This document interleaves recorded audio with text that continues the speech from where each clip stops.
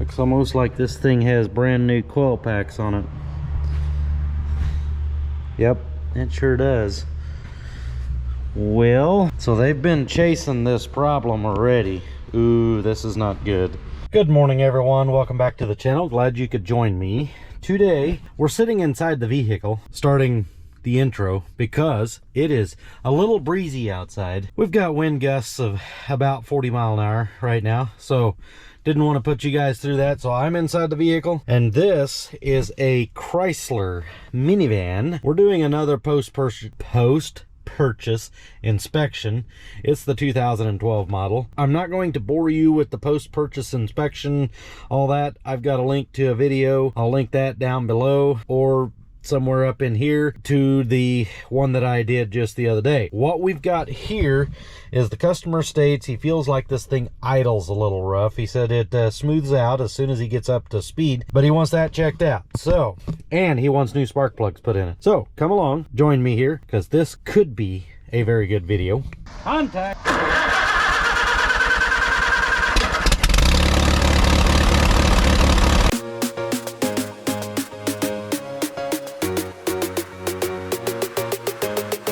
Alright, starting the engine. Let's see what we have here. We have 176,989 miles on the odometer. I don't think it's 11:15. I think it's 10:15. Not sure. I've lost track of time. Yep, it's 10:15. Okay. Can we just quit going back and forth on time, please? And thank you. All right, so what we've got here, he says he feels like it's a little rough at idle whenever it warms up. So let's go ahead. We're going to take this thing on a little drive. I've got the scan tool plugged in already. We'll get this thing hooked up to the scan tool, and let's see if we can get this thing to idle rough or whatever he was having there. Does not have any check engine light on, so if it has a misfire, it's not bad enough that the engine's picking it up. What I suspect is we might find some spark plugs that are excessively gassed, but I don't know that for sure. Or it may be just normal. This is a Chrysler, by the way. Alright, so let's take it down the road,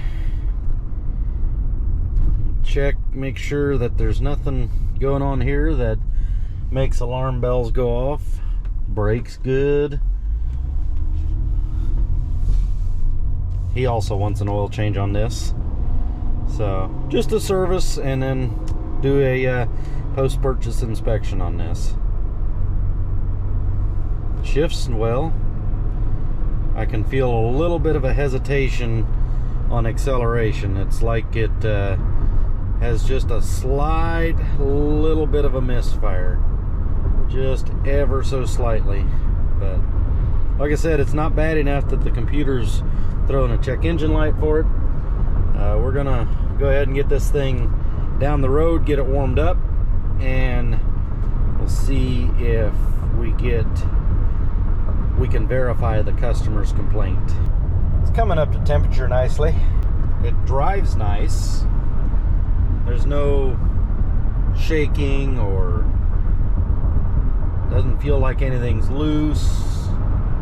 It's quiet going down the road, no wind noise, which is surprising with the wind that we have today. I love the wide open fields, but it does create some wind for us. So it's just the name of the game around here. Now that it's warmed up, I did a little bit of a harsh takeoff there, and it didn't misfire or anything there.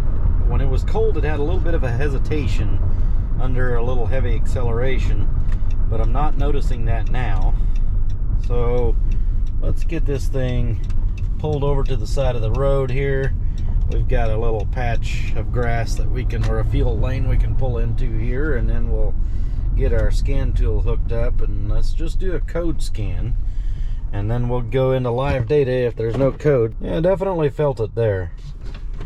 Yep, Sitting here at idle, it definitely, with it in gear, it's rough. It's shaking the whole car. Okay, that might be, well, let's just look. All right, as we can see, and as I suspected, we do have a misfire now. This multiple cylinder misfire, which is a P0300, and a P0302, which is a cylinder 2 misfire. Okay, let's come into here. I'm kind of surprised that there's no check engine light. I want to see if it's asking for the check engine light here. So let's just look here. Sometimes it will tell us.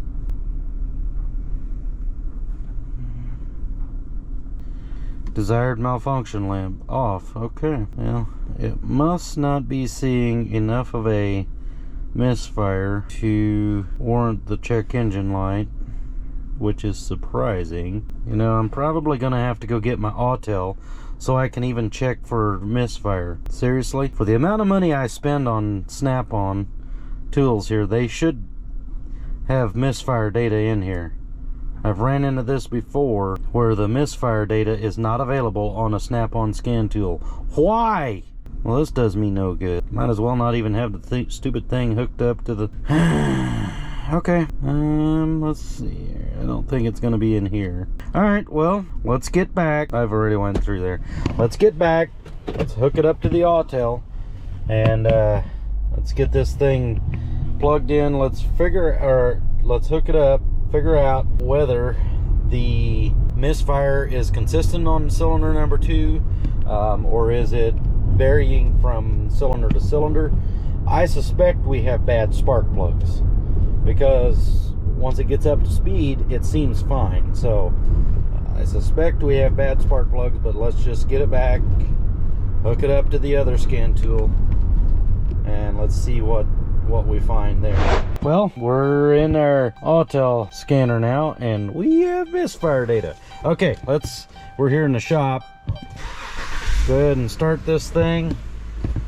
Oh yes. Okay, so we have a misfire on 1 and 6 that it picked up. Let's see what it does when we put it in gear. That's when we were noticing it the most. Cylinder 6 definitely has pretty consistent misfire. Okay, 1 had a little bit. All right, I think what we're going to do here is we're gonna come up here and we'll do a little look around.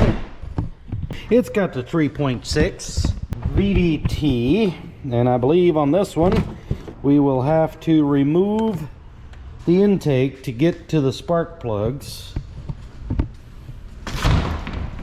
which it's not hard to take these off. I believe, I'll have to look, but I think 6 is up front here. Even on that, we have to take this off. So tell you what we're gonna do, we're gonna go ahead and pull this thing off of here. We're gonna check all of our spark plugs. We'll look at the coil packs. Hopefully we're not looking at a injector or a base engine problem. Fingers crossed. Let's hope not.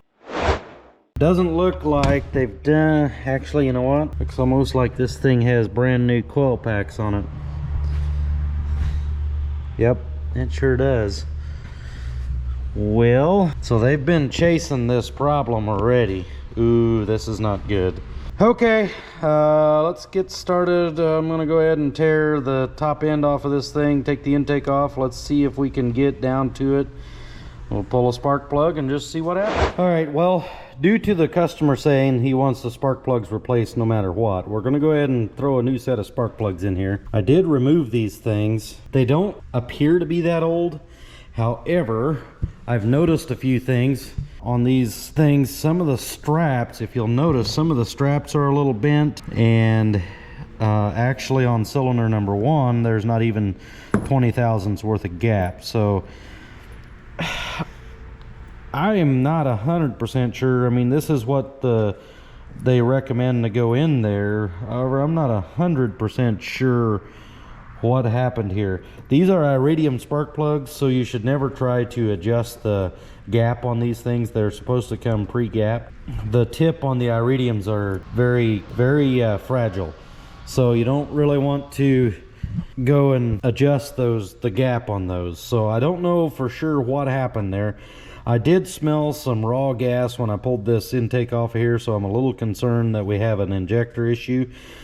Like I said, this only takes like 10 minutes to get this whole thing off of here, so it's not bad if I have to go back in there again. But since he's got said he wants new spark plugs, we're going to go ahead and put new spark plugs in it. I am going to switch cylinder number 6, which this is 1, 3, 5, 2, 4, 6. So I'm going to switch cylinder number 6 with cylinder number 1 or 3 on the coil pack. In case there is a bad coil pack, I can put a new coil pack on there. So if we have a coil pack that's bad and the misfire at idle starts moving to whichever one I put it in, we know the coil pack's bad. So I want to put it back here because I can get to that part, or those 2 cylinders, with the intake still on there. All I got to do is remove the air filter and the intake assembly there. We're going to go ahead and do that and get this put back together. I've looked down in the cylinders. I haven't seen anything wrong with this, so I think it's either going to be spark plugs, coil pack, or an injector. My gut feeling is that we have an injector that's bad on cylinder number 6. I've run into this before, and that's what I'm afraid of. But since he said go ahead and change the spark plugs no matter what, we're going to go ahead and do that. Put new intake gaskets up top here. We're going to test it again, see what happens. If it's still there and it's still on cylinder number 6, we're going to assume we've got a bad injector. I don't have a good way of testing those injectors, so we'll probably just go ahead and replace it. I don't think they're that expensive, so we'll go ahead and replace it if that comes down to it. But hopefully, with those problems that I found with the spark plugs, that's gonna fix our problem. I hope my gut feeling is not right. So go ahead and change those, and I'll be back once I got that switched out. Everything's back together except for the pretty cover there. So let's go ahead, get this thing fired back up. Let's see if we have improved anything at all on our misfire here. Fires right up. Okay, let's come back into here, escape. Let's go to misfire data. Cylinder 6 still has a misfire, which I was afraid of. Okay, let's see if it feels like it's still shaking a little bit, but it's not picking up a misfire. Yep, there it comes. Cylinder 6 has still got a misfire. Pretty sure we have an injector issue going on there, or we have a base engine problem. We know it's not the coil pack.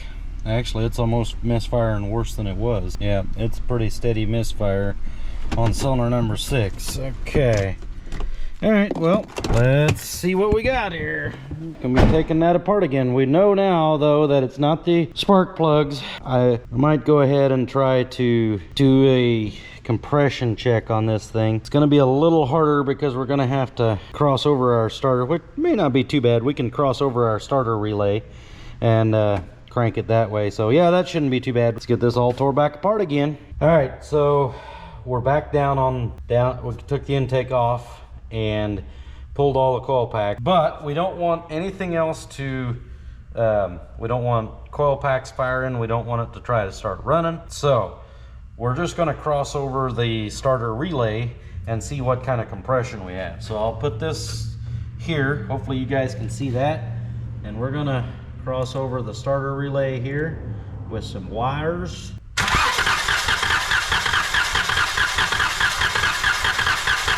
That's not good. 80 pounds. These should be up around 130 or more, 120 at least. Let's go to the one beside it here, which would be cylinder number 4. See what we've got here. I don't think an injector is going to fix this problem, unfortunately. Contact. Oh, contact.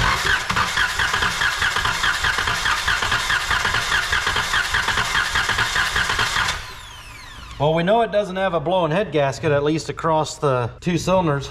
That's 140 pounds of compression. That's pretty good. When I cranked this thing over after I put the new spark plugs in it, I didn't notice it before, and I guess I wasn't listening for it. Should have been, but I didn't notice it. It's got a little bit of a skip, and if I had a scope with a amp clamp, I could throw that amp clamp around here, hook it up to my scope, lab scope, and you know, we could pick out the weakness in the cylinder and be real quick. Eric O actually has several videos on that, but I don't have an amp clamp. I do have a scope, a lab scope, but I don't have a amp clamp to be able to hook up to it. I do need to invest in that, but I've invested in a lot of tools recently, and I don't really want to go blowing more money on tools, but I might have to. All right, let's try this one. Contact.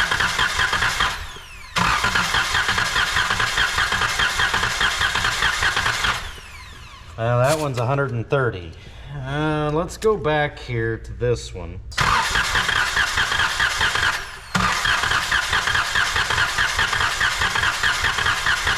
As you can see, 80 pounds is all we're gonna get. Oh man, that sucks. Well, we have our answer. It's not a blowing head gasket that goes in between the 2 cylinders. Now, I'm not saying it couldn't be blowing somewhere else, but I'm guessing we either have a valve or a head issue somewhere, or we could have a piston problem. Whew. Well, unfortunately, this is not what the customer or I wanted. He did kind of say he wanted to throw an injector at it, but I can't recommend that right now because our compression is so low. This is a bummer. Poor guy. Well, things happen, I suppose. Let's get these put back in there. I'll call the customer, let him know what's going on, and then we'll see what he wants to do, and I guess we'll go from there and just try to make the best out of it. Yeah, not the outcome we had wanted, but it's the outcome we got. I almost threw a compression gauge on that thing before we put it back together the first time, and before I changed spark plugs, but I seen those straps on the spark plugs were bent, so I thought, well, maybe we got a chance.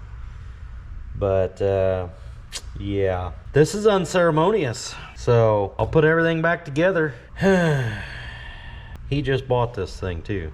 All right, well, I think I'm gonna go ahead and put it back together because either way I can't do much more with it today, so we'll put it back together. I want to thank you guys for watching. If there's an update on this thing, if he wants me to do it, I'll provide an update, but it'll be a while. It'll be several months. So hopefully I can get you guys an update. Maybe he wants to go with a new engine, I don't know. But thank you for watching. I'd like for you guys to go down in the comments section, let me know how you felt about this, and maybe give the customer, I don't know if he's watching this or not, but maybe give him a little love down in the comments, because this is going to be a tough thing for him if he just bought this thing. I guess it's part of it.